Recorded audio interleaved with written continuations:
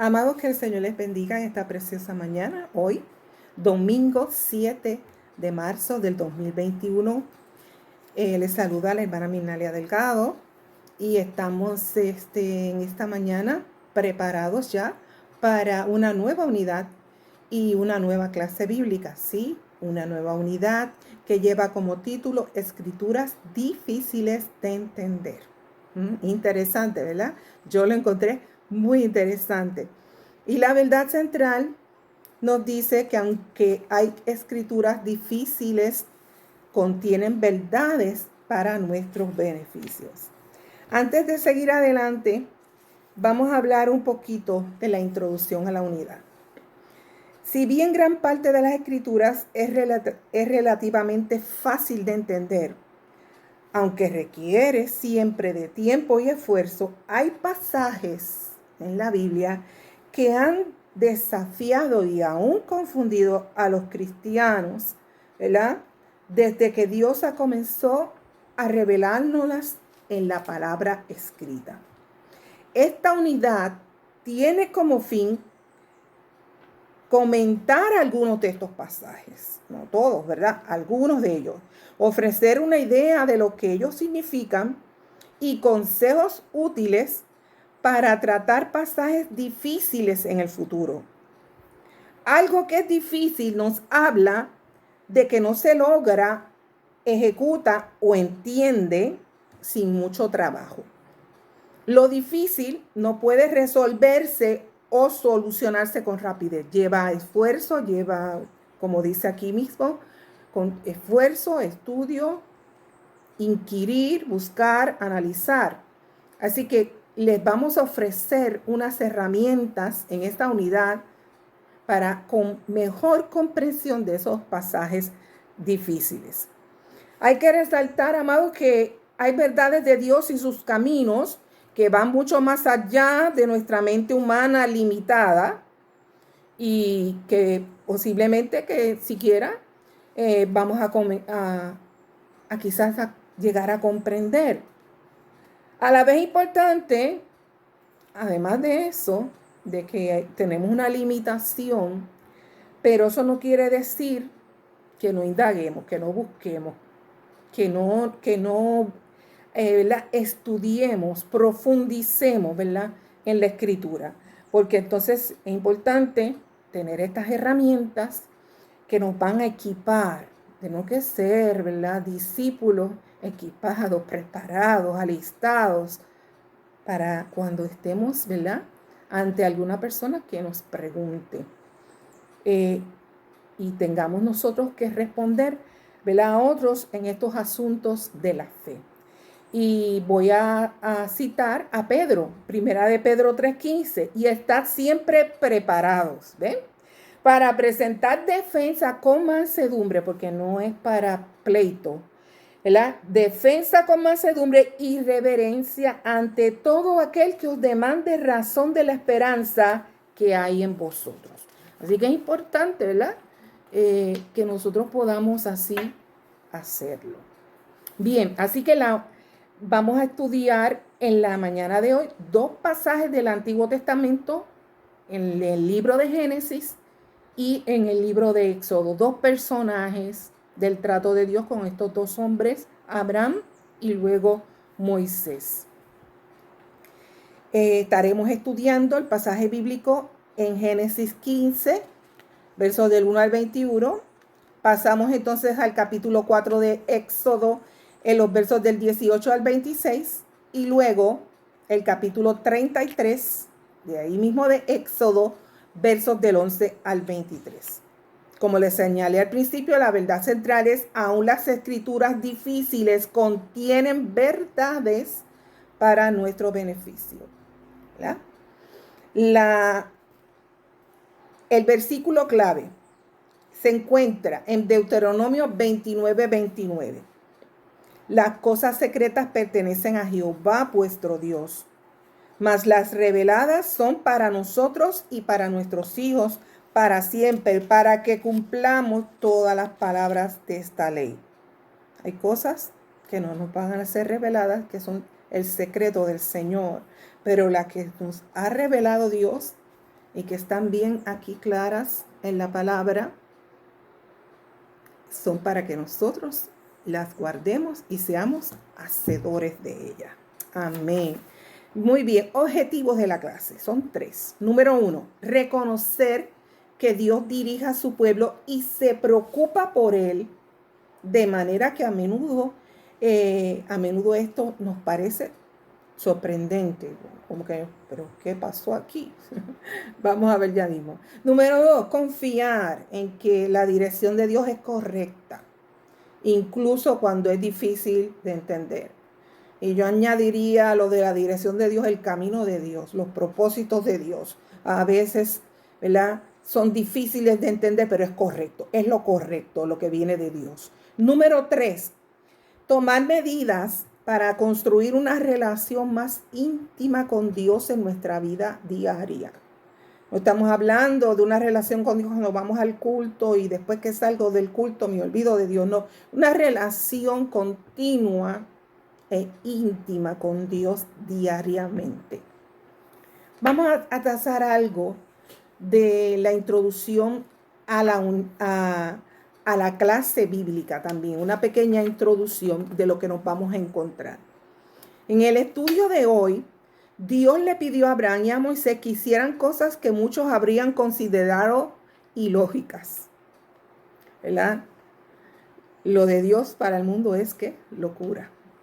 En muchas de las historias bíblicas que Dios inspiró extraordinariamente, revelan a Dios como exaltado.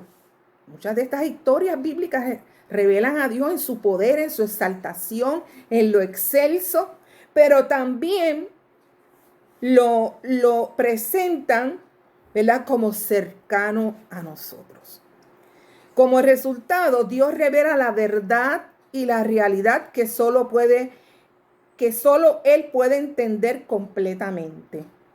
Y nos explica a nosotros lo que necesitamos saber, a la vez que permanece algo de misterio. Seguimos. Por otro lado, la Biblia contiene historias en las que Dios revela al ser humano su gran plan y su propósito para toda la humanidad. Él se inclina a nuestro nivel y usa los sucesos y objetivos de la historia y aún de la misma cultura para que podamos entender, amados, el mensaje divino. Él es verdaderamente un Dios que se revela a sí mismo. Y digo a eso, amén. Él quiere una relación que se caracterice por la fe, la confianza y la obediencia. Su palabra nos revela, amados, su voluntad. ¿Cuál es su voluntad? La palabra aquí nos la revela. ¿Y cuál es su propósito como solo Él puede hacerlo? Y en relación a lo que no se nos es revelado, pues yo también busqué un pasaje, en esta ocasión un versículo que cita Pablo en 1 Corintios 13:12. Ahora vemos por espejo, oscuramente, mas entonces veremos cara a cara. Ahora conozco en parte, pero entonces conoceré como fui conocido. Si eso lo dijo Pablo, pues imagínense cuántos más nosotros. Pero también Pablo era un hombre mortal como nosotros, un ser humano de carne y hueso, con debilidades y flaquezas, pero también lleno del poder de Dios, del Espíritu Santo. Queremos orar para entonces ir de lleno a la clase bíblica. Padre, en el nombre de Jesús te damos gracias por esta palabra que ha de ser traída en forma de enseñanza. Señor, abre nuestros ojos y nuestros oídos a tu palabra.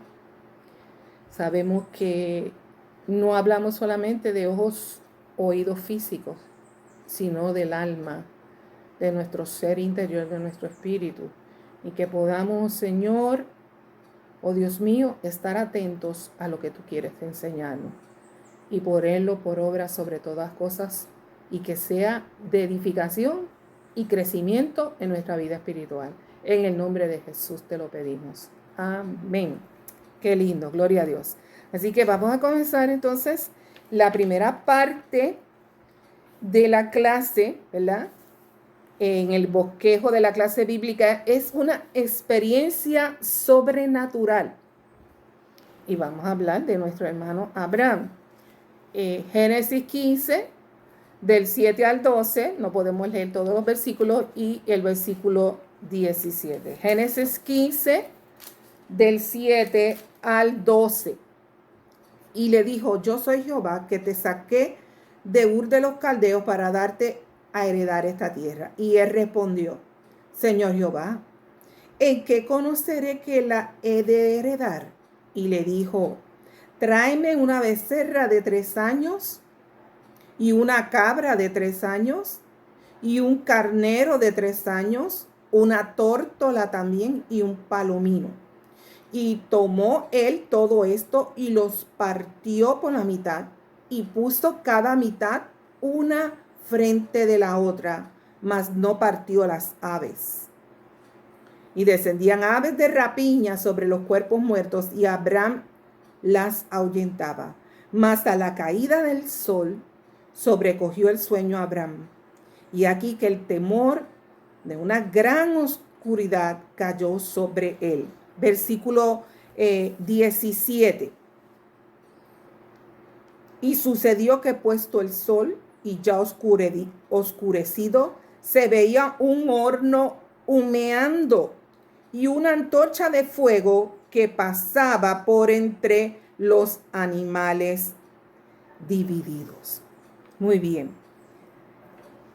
Vemos nosotros que este capítulo 15 de Génesis nos señala que después que Abraham derrotó a 4 reyes, pues estaba el hombre aquí sumido en un mar de dudas y confusión sobre su futuro. A pesar de la promesa de hacer de él, de que Dios iba a hacer de él una gran nación, como aparece en el capítulo 12 de Génesis. Ya Abraham estaba viejo, no tenía hijos, ¿verdad? No tenía un heredero biológico. Pero Dios, aquí vemos en este capítulo 15 de Génesis, que habló a Abraham en visión y le dio un mensaje de seguridad en lo que conocemos entonces en el Antiguo Testamento como el pacto abrahámico. Abraham tendría un heredero de sus entrañas. Pero nuestro hermano Abraham no se conformó con eso, sino que entonces le pregunta al Señor, ¿verdad?, que cómo iba él a cumplir su promesa de darle la tierra que le había prometido, porque no solamente le iba a dar un heredero, sino que le iba a dar en posesión esa tierra de Canaán. Vemos entonces que aquí es que aparece este pasaje que leí yo sobre este ritual. Y para la comprensión e iluminación de qué se trata todo esto, de que Dios manda a hacer a Abraham, tenemos que indagar y tenemos que estudiar que lo que estamos viendo aquí es un antiguo ritual de ratificación de tratados o de pactos en tiempos bíblicos. Esto era un ritual de caminar entre los pedazos de animales sacrificados y era una práctica conocida en el mundo antiguo. Se sacrificaban animales selectos. Ustedes oyeron, como yo le dije, el Señor le dijo: ve y busca una becerra de 3 años. El Señor le dio específicamente qué animal él quería. Entonces, estos animales eran partidos por la mitad y los cadáveres eran puestos en 2 filas paralelas. Una parte del cuerpo del animal a un lado y en la otra parte en el otro lado. Normalmente quienes hacían el pacto se paseaban por entre los pedazos de animales sacrificados. ¿Qué significaba esto? Pues esto era una acción simbólica, ¿verdad?, donde el caminar entre los cadáveres de estos animales marcaba una promesa de todos los participantes de mantener el pacto, y el que era un compromiso de que si se derramó sangre, ¿verdad? Se sacrificaron a los animales y por lo tanto era un compromiso, un pacto de sangre como tal. Así que había una promesa de parte de los participantes de mantener el pacto. Aquí hay una enseñanza y una enseñanza sobre la obediencia. La obediencia puede muchas veces tomar muchas formas. Algunas veces la obediencia se limita a estarnos quietos y a esperar. Difícil, ¿verdad? Pero muchas veces, ¿verdad? Con mayor frecuencia, la obediencia demanda algunos pasos de acción. Y esta verdad fue lo que llevó a Abraham a arreglar obedientemente las piezas del sacrificio por medio del cual ratificó Dios su pacto con él. Él no le dijo a Dios, no, pero ¿por qué una torta? No, ¿por qué un palomino? No, ¿por qué un becerro? No, ¿por qué? No, él no cuestionó. Dios le dijo, ve y haz esto y trae esto en específico. Y Abraham obedeció. Muchas veces queremos las bendiciones de Dios, pero no estamos dispuestos a obedecer a Dios. Importante. Bien, vamos entonces para la parte que también es difícil de interpretar o de comprender, que es el versículo 17. Y sucedió que puesto el sol, ya oscurecido, se veía un horno humeando y una antorcha de fuego que pasaba por entre los animales divididos. Vemos nosotros que Dios cambió el ritual por completo. Vemos aquí una dramática escena de la presencia de Dios, Dios obrando directamente. Y algo que busqué, que estudié, dice que Dios se humilló a sí mismo para aceptar el papel menor en el pacto. O sea que fue Dios mismo, ya mismo explico lo de la antorcha y todo esto. Dios mismo fue quien ratificó el pacto que estaba haciendo con Abraham. Porque miren, según el antiguo pacto, ¿verdad? En estas tribus de allá de Mesopotamia, un dignatario menor era el que debía caminar entre las piezas de animales divididos tan grandes, al prestar juramento de lealtad a su superior. O sea que ¿a quién le correspondía caminar entre aquellos animales muertos, sacrificados? No era Dios, era Abraham. Así que aquí el Señor se coloca voluntariamente a sí mismo por debajo de Abraham al concertar el pacto. Un horno humeante y una antorcha de fuego. Aquí hay una figura de lenguaje. ¿Verdad? Aquí hay un lenguaje figurado.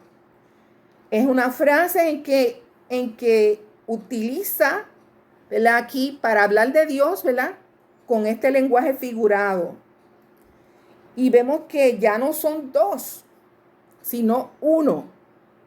Porque no habla de hornos ardientes ni de fuegos encendidos, sino que habla de un horno ardiente y de un fuego, ¿verdad? De un horno ardiente y de un fuego ardiente. O sea, habla aquí, amados, de la Shekinah de Jehová, que estaba paseándose por entre los animales divididos. Era el Señor quien prometía. La promesa de Dios era unilateral, incondicional, sin que este poderoso pacto se requiriera nada de parte de Abraham. La oscuridad, el humo y el fuego indican la presencia de Dios, como sucedió luego en el monte Sinaí. Eso lo vemos en Éxodo 19:8, que allí también dice la palabra, todo el monte Sinaí humeaba, humo, porque Jehová había descendido sobre él en fuego. Y el humo subía como el humo de un horno, ¿ven?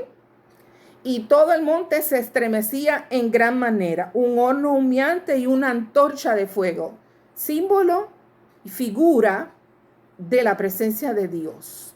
Qué lindo, qué maravilloso. Dios confirma en su palabra una y otra vez. Antorcha de fuego, fuego encendido, y lo vemos luego nuevamente manifestándose la Shekinah de Jehová en el monte Sinaí. Muy bien, así que es maravilloso nosotros lo que Dios hizo con Abraham. Y esto es también tipo de Jesucristo, tipo de la gracia de Dios, tipo de la salvación, donde la salvación es por gracia y el Señor, como dice su palabra, se humilló a sí mismo tomando forma de hombre, ¿verdad? Y por eso ese pacto de gracia es un don, es un regalo del Señor. Qué maravilloso que desde la antigüedad, desde comienzo de todo, en el trato con este hombre que fue llamado amigo de Dios, pero que también tuvo luchas y tuvo batallas, cuando dudó, cuando se estremeció, Dios se acuerda de él, Dios se acuerda de lo que le había prometido y ratifica ese pacto con Abraham. Vamos a la segunda parte. La segunda parte del bosquejo de la clase, omisión peligrosa. Las dos palabras nos paran los pelos. Bien, Éxodo 4, del 23 al 26. Vamos rapidito al libro de Éxodo 4, 23 al 26. 4, 23 al 26. Dice, ya te he dicho que dejes a mi hijo para que me sirva, mas no has querido dejarlo. He aquí, yo voy a matar a tu hijo, tu primogénito. Y aconteció en el camino que en una posada Jehová salió al encuentro y quiso matarlo. Entonces Séfora tomó un pedernal afilado y cortó el prepucio de su hijo y lo echó a sus pies, diciendo, a la verdad tú me eres un esposo de sangre. Así le dejó luego ir. Y ella dijo, esposo de sangre, a causa de la circuncisión. Dios envió a Moisés a Egipto con un mensaje impactante, como leímos aquí en el versículo 23. Moisés debía anunciar a Faraón la muerte de su hijo primogénito. Moisés obedece y se prepara para ir al encuentro con Faraón. Ahora, aquí es que entra entonces el pasaje difícil de entender. Cuando aquí vemos que entonces hay una falta de continuidad entre el versículo 23 y 24 y el lector queda excluido de lo que sucede después.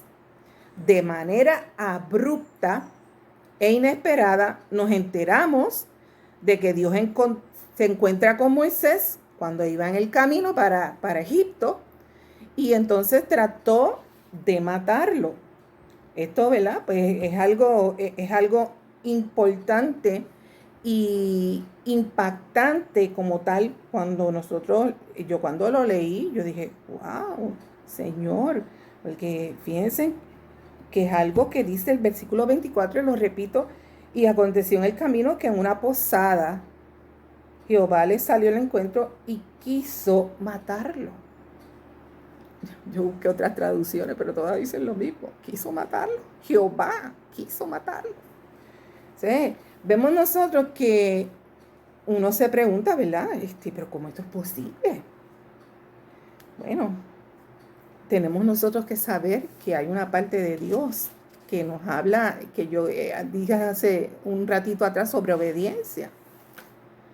Y la Biblia no siempre nos revela todos los detalles sobre una situación dada. Por eso le dije que no hay como una continuidad, y aquí entra el pasaje difícil. Y tal es el caso en este pasaje. Moisés se dirigía a Egipto y Dios estaba a punto de matarlo. Y a medida que pasa el pasaje podemos deducir que Dios lo estaba castigando, lo estaba disciplinando por no seguir los requisitos del pacto abrahámico de circuncidar a su hijo. Y usted me podría decir, hermana, pero es que eso fue después, luego en la ley. No. Eso ya estaba establecido por Dios con Abraham en Génesis capítulo 17, versos del 10 al 14, que todavía no estaba la ley establecida. Y ahí sí el hombre tenía que darle una señal a Dios, y la señal era la circuncisión. Seguimos. Entonces Séfora tomó un pedernal, un cuchillo afilado, y cortó el prepucio de su hijo y lo echó a sus pies, diciendo: a la verdad, tú me eres un esposo de sangre. Esto es un pasaje difícil y oscuro. Parece razonable deducir que Moisés había postergado o resistido la circuncisión de su hijo, lo cual servía de señal de pacto, como acaba de decirles ustedes anteriormente. El señal de pacto de Dios con su pueblo, y que había sido ya instituido por Dios mismo. La circuncisión era una aseveración de parte del hombre de la que su confianza descansaba en la promesa y en la fidelidad de Dios, ¿verdad? Y no en su propia carne. Como cabeza de la familia, Moisés debió haber llevado a cabo esta ceremonia cuando su hijo tenía 8 días de nacido, porque así era que estaba establecido por Dios. Como estaba entonces nuestro hermano Moisés a punto de convertirse en el libertador de Israel, Dios no estaba complacido, porque él iba por el camino.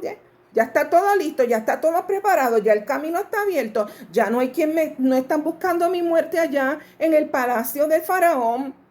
Pero se le olvidó algo, como a veces nos pasa a nosotros, ¿verdad? Y entonces Dios no está satisfecho y utiliza a su mujer, a Séfora, para llevar a cabo algo que Moisés debió haber hecho. No podía seguir avanzando. Antes de que ellos siguieran avanzando y llegar a Egipto, tenían que estar en obediencia completa al mandamiento de Dios. Muy pronto Moisés iba a aprender que desobedecer a Dios es más peligroso que enfrentarse a un faraón egipcio. Esta historia es impactante. No tenemos mucho tiempo, ¿verdad?, para seguir indagando, porque es impactante porque nos revela que la disciplina de Dios a sus líderes elegidos puede ser en ocasiones severa. ¿Y saben por qué? Pues yo estuve buscando, no puedo buscar todos los versículos, pero había uno que yo decía ese versículo y lo encontré. Lucas 12:48, la parte B del versículo, mire cómo dice: porque todo aquel a quien se le ha dado mucho, mucho se le demandará, y al que mucho se le haya confiado, más se le pedirá. Dios le estaba pidiendo a Moisés: me viste en la zarza ardiendo, tuviste el encuentro conmigo, te preparé por 40 años, tienes un hijo y entonces no cumples mi mandamiento, no puedes seguir el camino. Aleluya. Así que vemos nosotros entonces, amados, que es importante, tanto como vimos en Abraham como ahora en Moisés, la obediencia a Dios. ¿Ves? Porque el hecho de que seamos escogidos y llamados para el servicio, pues no quiere decir que somos niños mimados. No, Dios no tiene niños mimados, Dios tiene hijos. Y dice la palabra que al hijo que él ama, corrige. Y yo lo estoy diciendo bonito, dice castiga, disciplina. Amén. Y por lo tanto, no quiere decir que porque Dios nos discipline, pues que Dios no es amor. No. Dios es amor, y porque nos ama, no quiere que nos perdamos. Y no quiere que sigamos cometiendo errores y faltas, ¿verdad? Y por lo tanto, esto es clave, porque nosotros somos llamados a que demos el ejemplo como tal, porque esta palabra se predica con el ejemplo. Tercera parte de la historia, nuevamente con Moisés. La tercera parte de la clase bíblica es una visión prohibida. Y entonces nos vamos al capítulo 33. 33 versos del 18 al 23. Yo le decía a mi esposa, porque decía, esto no está fácil, esta clase es algo impactante, es difícil. No era como la unidad anterior, Marcos, y me estaba como rompiendo un poco la cabeza, pero yo confío que usted pueda entender lo que Dios ha querido que analicemos y tracemos en esta mañana. 33, vamos a leer del 18 en adelante. Por eso conlleva un poquito de tiempo, porque hay que darle lectura para la comprensión del mismo. 33 del 18 en adelante. Él entonces dijo: te ruego que me muestres tu gloria. Y le respondió: yo haré pasar todo mi bien delante de tu rostro, y proclamaré el nombre de Jehová delante de ti. Y tendré misericordia del que tendré misericordia, y seré clemente para con el que seré clemente. Dijo más: no podrás ver mi rostro, porque no me verá hombre y vivirá. Y dijo aún Jehová: he aquí un lugar junto a ti, junto a mí, y tú estarás sobre la peña. Y cuando pase mi gloria, yo te pondré en la hendidura de la peña y te cubriré con mi mano hasta que haya pasado. Después apartaré mi mano y verás mis espaldas, mas no se verá mi rostro. Oh, aleluya, aleluya. Miren, amado, esto es maravilloso. Vemos que nos dice el versículo 11 que Moisés hablaba con Dios cara a cara, como hablaba cualquiera a su compañero. Dios habló con Moisés, como dice ese versículo 11, cara a cara, en el tabernáculo de reunión, como lo haríamos usted y yo como un amigo. ¿Por qué Moisés encontró este favor con Dios? Una cosa es segura, que no fue por causa de su perfección, ni sus dones o su poder, porque vimos ahora en el capítulo 4 que tuvo una debilidad y una desobediencia. Más bien fue porque Dios escogió a Moisés y puso su confianza, Moisés puso su confianza en la sabiduría y en la dirección de Dios. Se sometió a Dios. Hay un pensamiento que no sé si lo estoy citando completamente correcto, pero que me viene a la memoria y que me ha gustado siempre, que dice que Dios no llama a los capacitados, sino que Él capacita a sus elegidos. Tanto Abraham como Moisés se sometieron a la dirección y a la voluntad de Dios y fueron capacitados, fueron enseñados, fueron corregidos, fueron disciplinados. Porque nos gusta la chequina, nos gusta la gloria, pero Señor, sin mucho esfuerzo, sin mucho sacrificio, y no me toques mucho, donde me duele. Aleluya. Así que fue Dios quien lo escoge. Y qué maravilloso que Dios escoge, pero tenemos que someternos a Él. Ahora bien, Moisés no se conformó con esa comunión en el tabernáculo de reunión. Moisés quería más. Y le dice el versículo 13 de este capítulo 33, ahora pues, y hallado gracia en tus ojos, te ruego que me muestres tu camino, para que te conozca y halle gracia en tus ojos, y mira que este pueblo es gente tuya.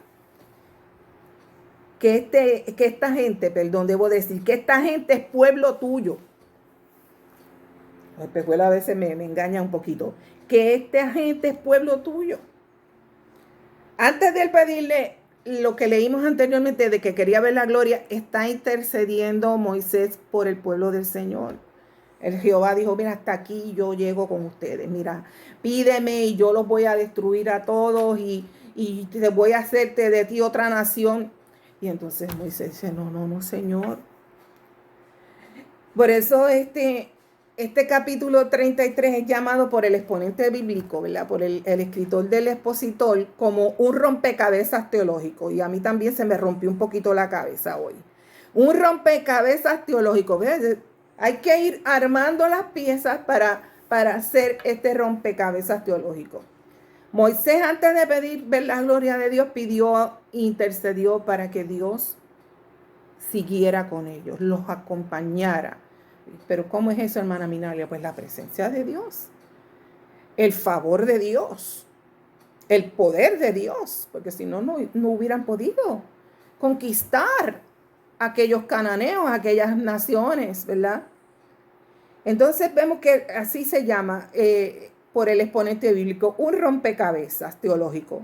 Moisés intercede y Dios le contesta: mi presencia irá contigo y te daré descanso. No te preocupes que yo soy tu fuerza. Yo voy contigo y tú no vas a tener que pelear, ¿verdad? El versículo 14. Vuelve Moisés, otra ficha del rompecabezas, otra pieza del rompecabezas. Vuelve Moisés a interceder para que Dios vaya con el pueblo en el camino a Canaán y sea apartado de todos los pueblos de la tierra. Y vuelve Dios a responderle al pedido de Moisés a favor de este: también haré esto que has dicho, por cuanto has hallado gracia en mis ojos y te he conocido por tu nombre. Oh, gloria a Dios. Te he conocido por tu nombre. Mire, amado, eso lo dice el versículo 17. Moisés no quería seguir sin la presencia de Dios. Él prefirió pararse en el camino y morir allí si la presencia de Dios no iba con ellos. Así dice el versículo 15. Y más aún, otra pieza del rompecabezas le dice: mira, Señor, si tú destruyes a este pueblo, si tú no metes a este pueblo en la tierra prometida, tu buen nombre va a ser en boca de estos pueblos que son idólatras, Señor. El buen nombre tuyo, Jehová, va a estar en boca de todos. Mira, Jehová los destruyó en el desierto. Mira, quedaron todos muertos ahí, aniquilados. Mira, ay, pero ¿qué Dios es ese? Ah, pues el Dios mío es mejor. O sea, Moisés buscó ahí en esa intersección, amados, y Dios accedió también a la petición de Moisés de ir con ellos. Alabado sea el Señor. Qué maravilloso, amado. Por eso es que vemos nosotros a veces que esto no es así porque sí, ni por magia, ni nada de eso. Las cosas del Señor tienen un orden. Y como tal, nosotros vemos que hay que buscar esa presencia de Dios en nuestras vidas. Ahora bien, Moisés termina en esa intercesión y Dios accede a la petición de su siervo. Pero entonces ahora dice: ahora voy conmigo, muéstrame tu gloria. A pesar de tener esa privilegiada comunicación con Dios, Moisés quería más. Y esto nos muestra cuál era el corazón de este hombre. Moisés anhelaba una mayor intimidad y comunión con Dios. Sin embargo, Dios le explicó a Moisés que lo que él deseaba era imposible, que nadie podía ver el rostro de Dios y seguir viviendo. Así dice el versículo 20 que leímos. Y Jesús mismo confirmó esto en Juan 1:18. A Dios nadie le vio jamás. Pero Dios complace a Moisés al darle una revelación de sí mismo sin precedentes, ¿verdad? Por eso decimos que hay aquí pasajes que vamos a estar estudiando en esta unidad que ante los ojos del hombre común y corriente son como ilógicos, no tienen explicación, y otros son difíciles de entender. Este en particular es uno que se sale de lo normal y de lo corriente y que parece ilógico. Pero Dios obró de esa manera. A Dios le complació revelarle su gloria a su siervo Moisés, no viendo el rostro de Dios Moisés, sino que fue colocado Moisés en la hendidura de la peña y protegido por la mano de Dios cuando su gloria pasó cerca de él. Cuando Dios le dice que vas a ver mis espaldas, quiere decir que que solo podía mirar por donde Dios había pasado. Esto puede ser que él vio el resplandor de la gloria de Dios. No obstante, volvemos y repetimos, no vio como tal el rostro de Dios, ni ningún otro mortal lo ha visto. Así que, amados, con esta historia bíblica del capítulo 33 terminamos esta clase en esta mañana. Yo misma, se los dije hace un momento atrás, me quedé impactada, ¿verdad?, con esto de que Dios quiso matar a Moisés. Sin embargo, luego veo que luego él ve la gloria de Dios, porque él aceptó la disciplina del Señor. Él se sometió a la voluntad de Dios, ¿verdad? No cumplió en ese momento, tuvo que venir Séfora y hacerlo, pero vemos nosotros entonces que eso nos enseña que somos hombres y mujeres mortales y que tenemos que depender del Dios que nos ayuda y que nos traza el camino que debemos andar. Concluimos. ¿Qué hemos aprendido en esta mañana? Número 1. Son 5 cosas que hemos querido analizar y traerles a ustedes y que yo espero que ustedes las interioricen y no las olviden fácilmente. Número 1. Dentro de lo que conocemos y llamamos la soberanía de Dios, hay cosas que Él se va a reservar en secreto hasta el cumplimiento de los tiempos. Como dice Pablo, que lo leí, ahora conozco en parte, pero entonces conoceré cara a cara. Número 2, la manera de Dios obrar, de Dios actuar, nos resulta en ocasiones dura, difícil y sin lógica. Eso es duro, leer esto que le sucedió a Moisés. Número 3, debemos obedecer y confiar en el propósito de Dios, aunque en un principio no lo entendamos. Número 4, la disciplina de Dios es buena y necesaria y envuelve aún a los escogidos de Dios para ser líderes en la obra del reino de Dios aquí en la tierra. Tenemos que estar atentos y alertas. No hay niños mimados, no hay niños lindos, porque yo diga que soy siervo o sierva de Dios. Tengo que someterme a Dios y cuando Él me diga, estás mal, yo tengo que aceptar esa corrección de Dios y ser humilde, porque así Dios me dará gracia delante de Él y de los hombres. Y número 5, y no menos importante, la relación con Dios no debe ser ambigua y pasajera.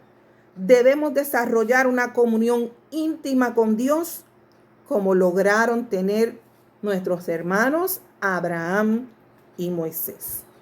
Que la paz de Cristo reine en cada corazón, en cada vida y que nos acerquemos más a Él. Dios les bendiga.